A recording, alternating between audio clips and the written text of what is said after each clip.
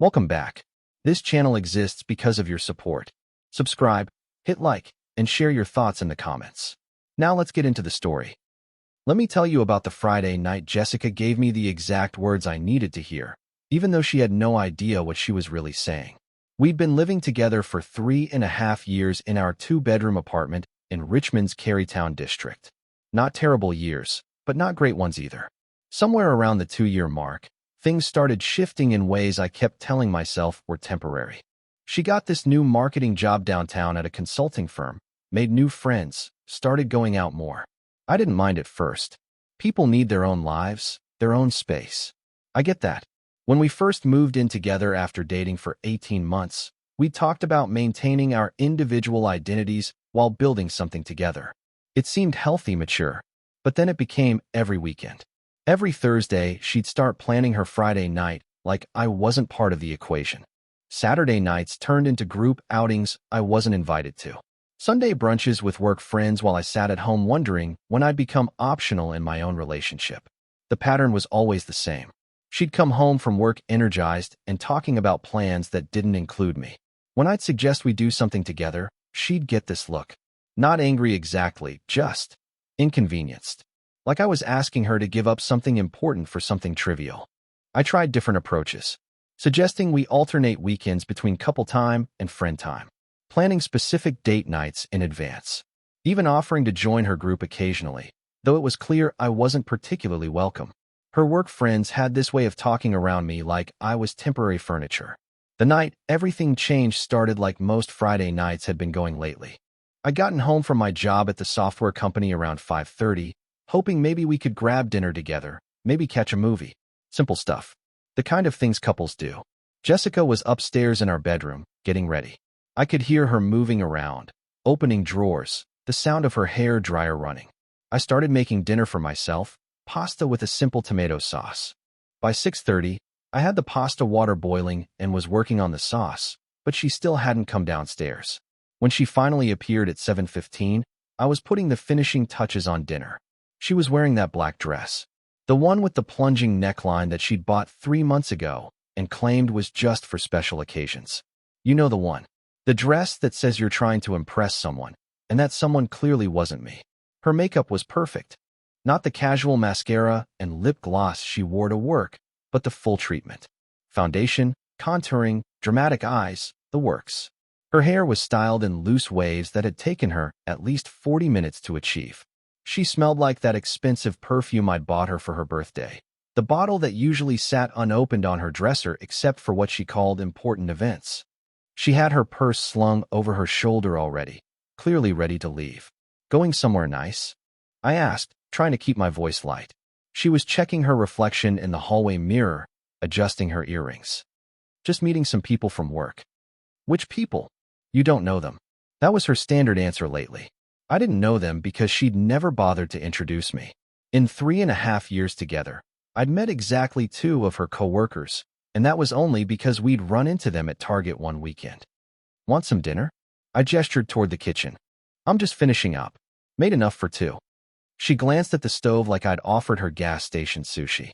I'll probably eat out. You're really going out again? I asked, turning from the stove. This is the 4th weekend in a row. She stopped adjusting her earrings and turned to look at me. There was that expression again, the one I'd been seeing more and more lately. Cold, detached, like I was some annoying roommate questioning her social calendar instead of her boyfriend of 3.5 years expressing a completely reasonable concern. Yes, I'm going out. It's Friday night. I work hard all week, and I deserve to have fun. I put down the knife I'd been using to cut vegetables. It's not about having fun. It's about us. We haven't spent a weekend together in a month. Look, she said, adjusting her purse strap and checking her phone. I work hard all week and I deserve to unwind however I want. If you don't like it, you know where the door is. The kitchen went silent except for the sound of water running from the faucet I'd forgotten to turn off. She headed for the door without looking back. I'll be back late. Don't wait up. The door closed. Her car started. Tail lights disappeared down Carey Street. I stood there for maybe 5 minutes, just processing what she'd said. Not the words themselves, but the complete dismissal. The utter lack of concern for how I felt or what this was doing to us. If you don't like it, You know where the door is. Okay. I walked upstairs to our bedroom and opened the closet. My side was pretty organized. Her side was chaos as usual. I pulled out my phone. First, I called Connor, my buddy from Norfolk who I'd stayed close with since high school. Hey man, need a huge favor. Can you come up with your truck tonight? I'll explain when you get here. How soon do you need me? Hour and a half. I'll be there by 11:30. Next, I called my sister Amy in Fredericksburg. I'm leaving her tonight. Can I crash at your place for a few days while I figure things out? Amy was quiet for a moment. Are you sure about this? She just told me where the door was. I'm taking the hint. Drive safe. We'll talk when you get here. Then I started packing. 3.5 years of living together. 3.5 years of shared space, shared belongings, shared life. I'd thought about this moment before in abstract terms, usually late at night when she was out, and I was lying awake wondering when I'd become so unimportant in her world. But now that it was actually happening, I felt this strange calm. No anger, no sadness, just clarity. The decision felt right in a way that surprised me. For months, I'd been trying to convince myself that her behavior was temporary, that she was just going through a phase, that if I was patient enough and understanding enough, things would go back to how they used to be. But standing in our bedroom, looking at the physical evidence of how separate our lives had become, I realized I'd been lying to myself. I grabbed my suitcases from the storage closet in the hallway. 2 large ones and a carry-on that I'd bought for a trip to visit Amy's family last Christmas. Jessica had been too busy with work to come with me, another red flag I'd chosen to ignore. I started with clothes, working methodically through my dresser and my side of the closet. Jeans, work shirts, sweaters my mom had bought me, the suit I wore to job interviews and weddings. Everything folded neatly, organized by type. It was therapeutic, this process of reclaiming my belongings, of separating what was mine from what was ours. Next came personal items.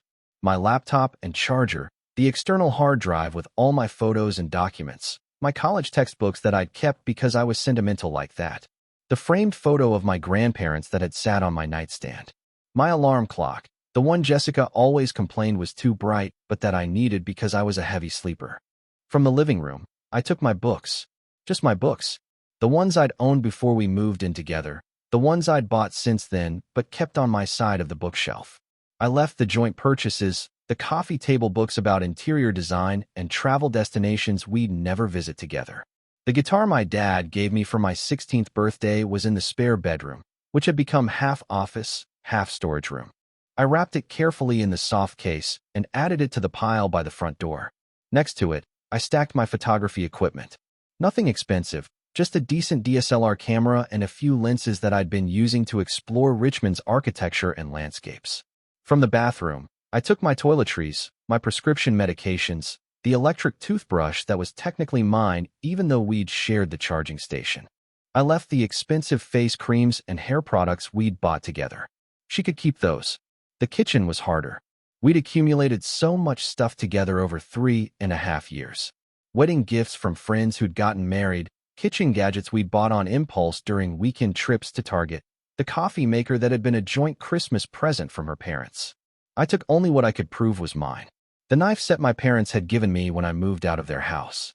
The cast iron skillet I'd inherited from my grandmother. My coffee mug, the one with the Virginia Tech logo that I'd had since college. I left everything else. The dishes with the blue flowers that she'd picked out. The expensive blender we'd bought together after watching too many cooking shows. The dining room table and chairs that had been her choice entirely. None of it felt like mine anyway. The hardest part was the photographs. 3.5 years of pictures, most of them digital, but some printed and framed throughout the apartment. I took only the ones that were exclusively mine. Family photos where she wasn't present. Pictures from college. A few landscapes I'd shot around Richmond that I was particularly proud of. I left all the photos of us together. Every single one. They felt like artifacts from someone else's life now. Connor showed up at 11:35, just when he'd said he would.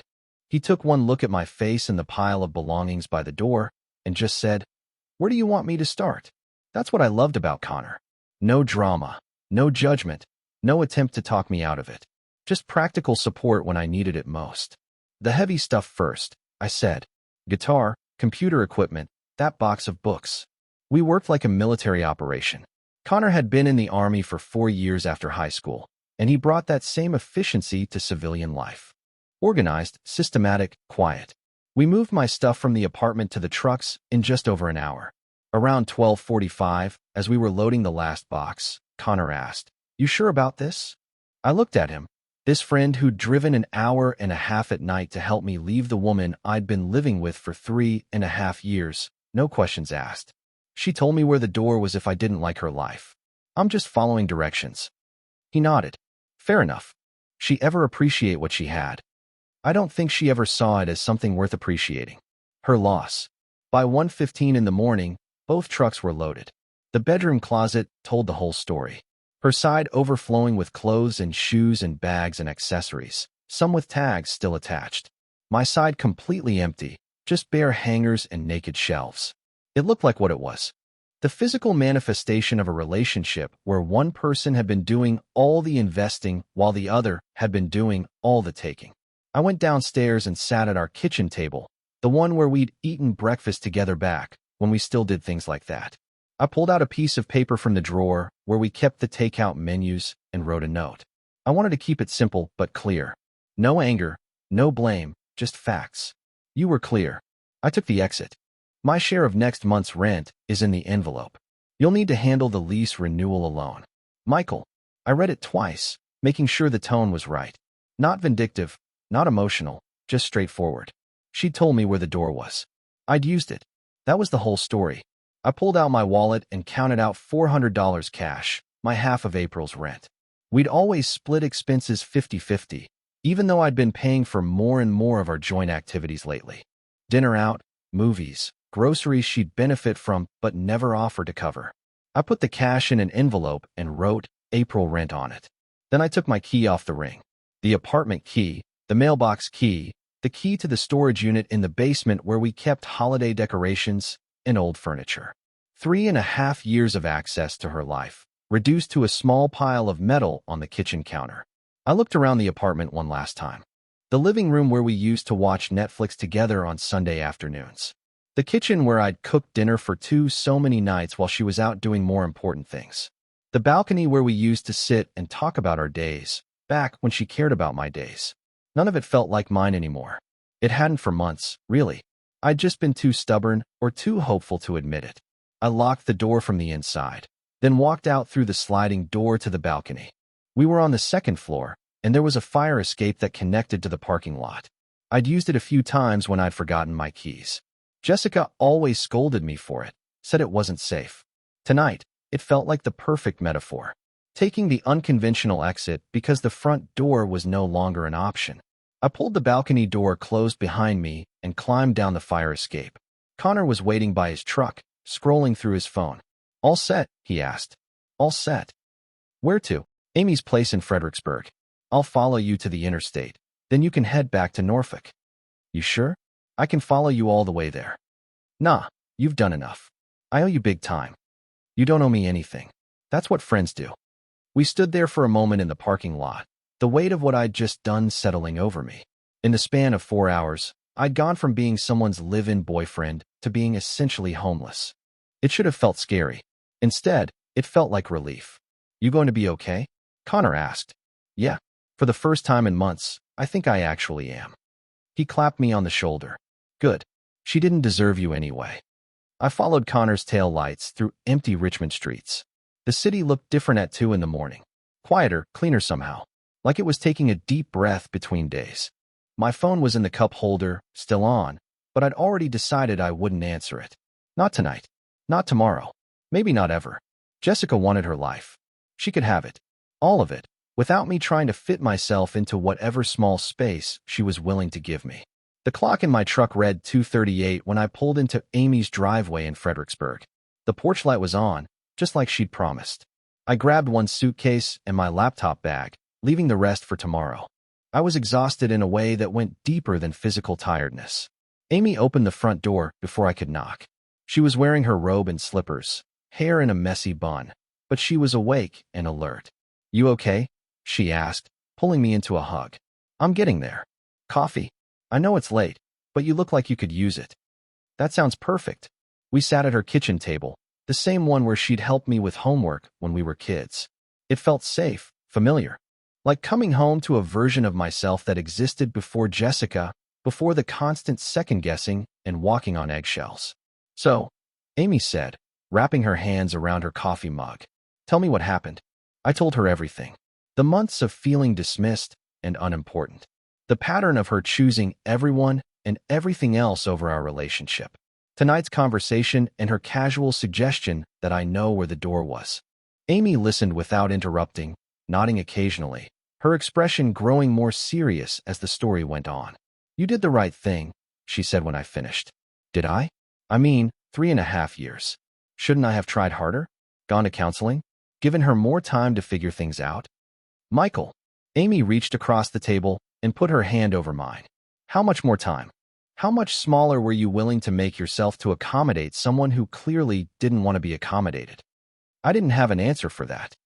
People show you who they are, she continued. Jessica showed you that you weren't a priority in her life. You can't love someone into changing their priorities. Finally, I let myself check my phone. No calls, no texts. She probably wasn't even home yet, probably wouldn't be for hours. Part of me was surprised by how much that didn't surprise me. I set an alarm for 8 in the morning. I had a lot to do tomorrow. Bank accounts to separate, utilities to change, address to update, apartment to find. The practical business of untangling two lives that had grown together over 3.5 years. But tonight, I just went to sleep in Amy's guest room, in a bed that was mine alone.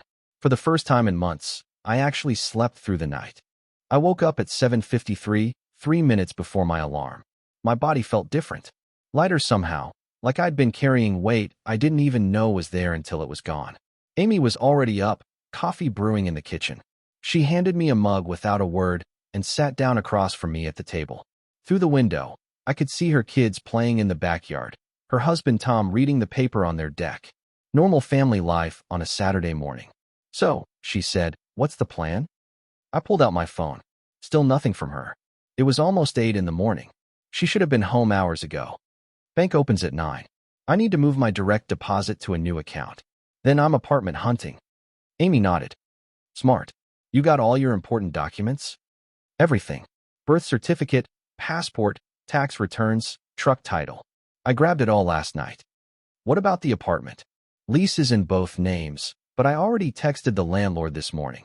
Told him I'm off the lease effective immediately, and she'll be handling it solo going forward. He okay with that? He said as long as the rent gets paid, he doesn't care. I'm still liable until it expires in 4 months, but that's her problem now. My phone buzzed. Finally, 11 missed calls, 15 text messages. I opened the messages but didn't read them carefully. Just scrolled through. The progression was exactly what I expected. Confusion at 3:28 when she got home. Anger by 4:15. Panic by 5:30. The most recent one, sent 10 minutes ago. We need to talk. This is childish. You can't just leave without discussing things like adults. I showed it to Amy. She laughed. That's rich. She tells you to leave, you leave, and now you're the childish one. That's usually how it works. I didn't respond to any of the messages. Instead, I got dressed and headed to the bank. The account separation took 30 minutes. The manager could tell something was up, but kept it professional. I moved everything except $200 into a new account at a different bank across town. Left just enough in the joint account to cover my half of this month's rent, which was already paid anyway. From the bank, I drove to a real estate office in Churchill. I'd done some research on my phone. The agent, a woman named Patricia Stone, met me at her office. First time renting solo. Second, but first time in a while. She got it immediately. Didn't ask questions. Just showed me listings. I found a 1-bedroom place in Churchill. Nothing fancy, but the price was right, and it was in a good neighborhood. Walking distance to Maymont Park. The kind of place I could actually afford on my salary alone. I'll take it, I said after a 15-minute walkthrough. You sure? You've only seen one place. I'm sure. That evening, I met Connor for dinner at a sports bar in Norfolk. We grabbed a booth in the back. She called me today, Connor said. Different approach this time. Calm, sad. Asked if I'd just tell her where you were staying. What did you say? That I promised not to. She tried the whole friendship angle. How long we've known each other. How she cares about both of us. I took a drink. And I told her I do care about both of you. That's why I'm respecting boundaries and keeping my word. Connor grinned. She didn't like that much. My phone buzzed. Another unknown number. I showed Connor. That's like the 8th different number she's tried you from. 10th, actually. I'm getting a new number tomorrow. The message read, I know you're angry. I know I messed up, but we've been together for 3.5 years. You can't just quit when things get hard. I showed it to Connor. That's some selective memory right there. Pretty sure those 3.5 years also included me trying to work things out while she dismissed every concern. I typed back. You told me where the door was if I didn't like your life. I took it. Enjoy your life. Then I blocked that number too. Cold, Connor said, but he was smiling. Factual. We watched the game for a while. It felt normal. Good. Like I was returning to who I used to be before everything got complicated. Around 9, my work email pinged. It was from my team lead, Robert Chun. Everything okay? You seemed distracted yesterday. If you need any flexible arrangements this week, just let me know. I appreciated that. Robert was good people. 3 days after I left, Jessica finally got smart and showed up at my work. I saw her car in the parking lot when I arrived that morning. She was waiting by the entrance to the building. She looked terrible. Hair unwashed, eyes puffy, wearing sweatpants and one of my old college hoodies that I'd left behind. Part of me felt bad. A very small part. The rest of me remembered how she'd looked 3 nights ago in that black dress, heading out the door without a second thought. I walked right past her. Wait, she called out. Please, just 5 minutes. I kept walking. The security guard, Charlotte, was at the desk. I'd already given her a heads up this might happen. Sir, Charlotte said loudly enough for everyone to hear. Is this person bothering you? Yes, I said simply. Ma'am, you need to leave the premises immediately or I'll call the police. Are you serious right now? Jessica's voice cracked. I just want to talk to my boyfriend. He's asked you to leave. That means you're trespassing. I didn't look back, just kept walking to the elevator. I heard her start crying behind me, but I pressed the button and waited. The doors opened. I stepped inside. As they closed, I saw Charlotte firmly directing her toward the exit. Robert stopped by my desk an hour later. Everything okay? Charlotte mentioned an incident. Personal situation. It's handled. Need any time off? No, sir. I'm good. He studied me for a moment. Robert had been through his own divorce a few years back. He got it. Okay. But if that changes, let me know. Will do. I buried myself in work. It helped. Code, databases, user interfaces. Normal problems with normal solutions. Lunchtime, my phone rang from a number I didn't recognize. I almost didn't answer, but something made me pick up. This is Brad Walsh, Jessica's brother. The voice was tense, uncomfortable. I said nothing. Look, man, I don't know what happened between you two, but she's really upset. Maybe you could just talk to her? She told me where the door was. I used it. Come on. She probably didn't mean it like that. She meant it exactly like that. She's been meaning it for months. He paused. Well, maybe you guys can work it out. There's nothing to work out. She made her priorities clear. I hung up. That evening, I signed the lease on my new apartment. Small 1-bedroom place on East Marshall Street in Churchill. Hardwood floors, decent kitchen, walking distance to the park. It felt right. Week 2 brought more escalation. Jessica left voicemails on my work phone until Robert had IT block her number. Her friend Madison called Amy's house somehow. Got the number from a mutual acquaintance. Amy listened politely for about 30 seconds, then said, Michael is an adult who makes his own decisions. Have a nice day, and hung up. Persistent, Amy said. Desperate, I corrected. My phone buzzed with another unknown number. This time it wasn't her. It was her mom, Patricia Walsh. I'd always gotten along with Jessica's parents, but this was awkward territory. Michael, honey, what's going on? Jessica is beside herself. Mrs. Walsh, I appreciate the call, but this is between Jessica and me. She says you just left without warning. She told me where the door was if I didn't like something. I took her advice. There was a long pause. Well, maybe you could just talk to her. Work things out like adults. I tried talking for months. She wasn't interested in hearing it then. People say things they don't mean when they're upset. Sometimes they say exactly what they mean. That's what happened here. I ended the call gently but firmly. Mrs. Walsh was a nice woman, but she was fighting her daughter's battle, not mine. Friday evening, I moved into my new place. Connor helped again, along with Amy's husband Tom. It didn't take long. I didn't own much anymore. That night, I sat in my empty living room on the floor, eating pizza and drinking a beer. My phone was quiet for the first time all week. The apartment was quiet too. Not lonely quiet, just peaceful quiet. For the first time in months, I felt like myself again. Week 3 brought the desperation phase. Jessica somehow got my new address and showed up on a Tuesday night. I was walking back from Maymont Park when I saw her sitting on my front steps. "We need to talk," she said. "No, we don't. Please. Just 5 minutes." I unlocked my door, but didn't invite her in. "You said what you needed to say that Friday night." "I heard you." "I didn't mean it like that. I was angry.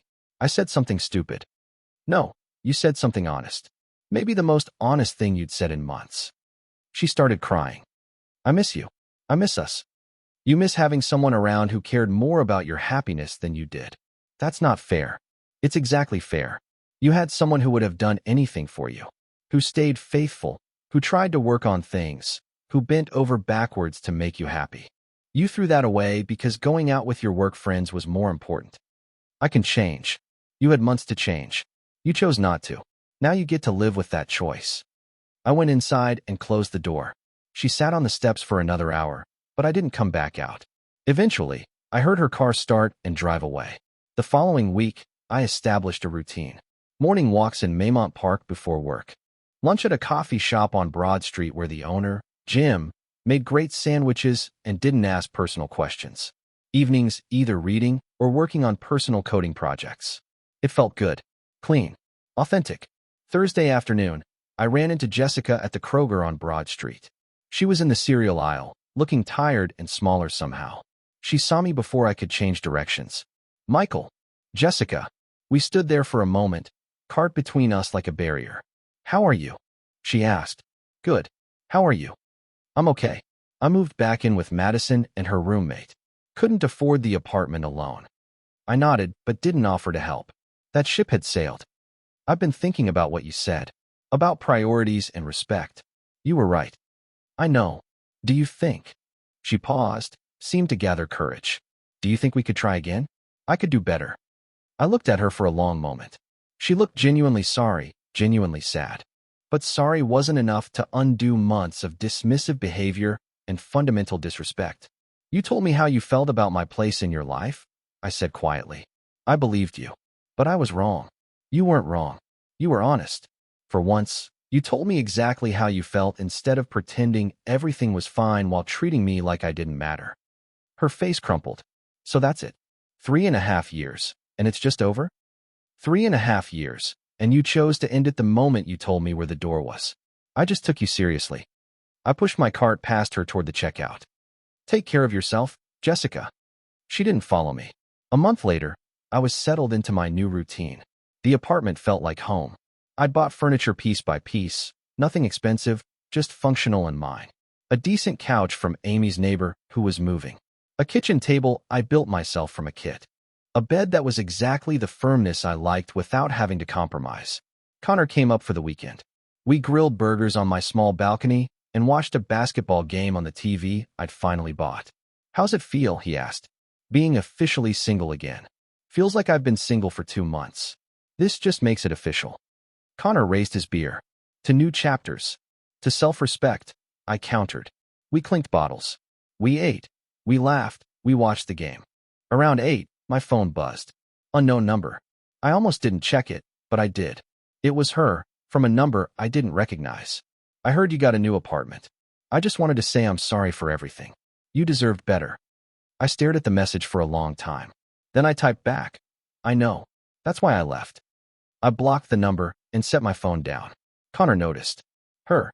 "Yep. You okay?" "Yeah. I'm good." And I was.